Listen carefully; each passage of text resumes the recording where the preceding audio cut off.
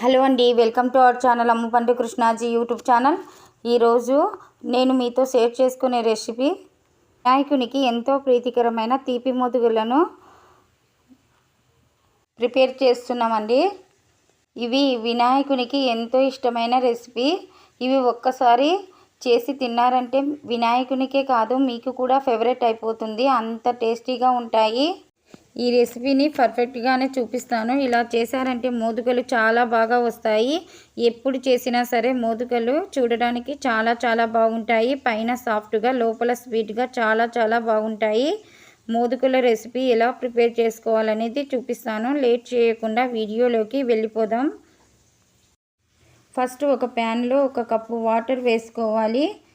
4 స్పూన్ల షుగర్ కూడా యాడ్ చేసుకోవాలి. నార్మల్గా ఈ వాటర్ బాయిల్ అయిన తర్వాత 4 టీ స్పూన్ల షుగర్ అయితే యాడ్ చేసుకోవాలండి. ఎక్కువ షుగర్ తినేటోళ్ళు అయితే 8 స్పూన్స్ వరకు కూడా షుగర్ వేసుకోవచ్చండి.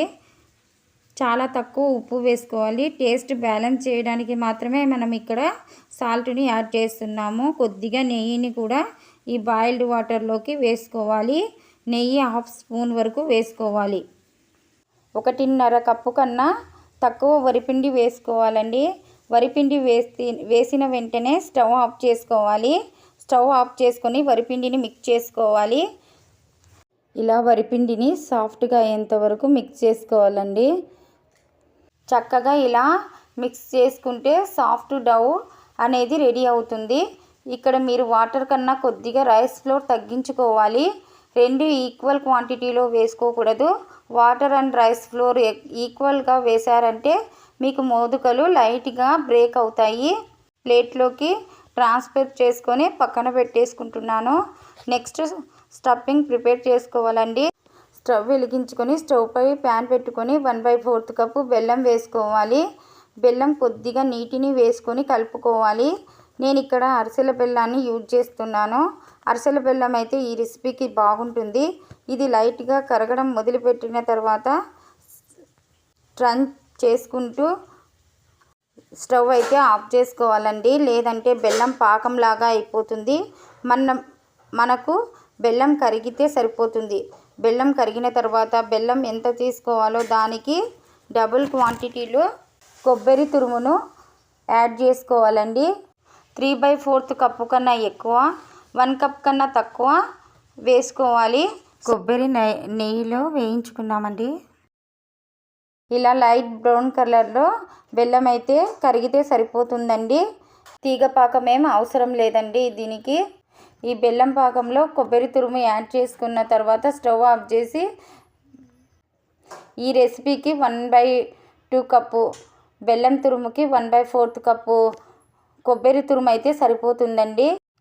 1/2 టీ స్పూన్ ఇలాచీ పౌడర్ను కూడా యాడ్ చేసుకోవాలండి. లో ఫ్లేమ్లోనే కలుపుకోవాలి. ఈ మిశ్రమం దగ్గరకు వచ్చిన తర్వాత స్టవ్ ఆఫ్ చేసి ఈ మిశ్రమాన్ని కూడా ప్లేట్లో ట్రాన్స్ఫర్ చేసుకొని చల్లారబెట్టుకోవాలి. నెక్స్ట్ ఆల్రెడీ తయారు చేసి పెట్టుకున్న డౌని బాగా మెదుపుకోవాలి. సో ఇలా మెదుపుని పెట్టుకోవాలి.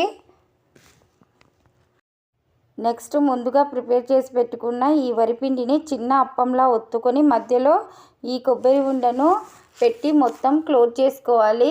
రౌండ్గా బాల్లా ప్రిపేర్ చేసుకోవాలి. ఇలా 1 by 1 మోదుగల్ని ప్రిపేర్ చేసుకోవాలి.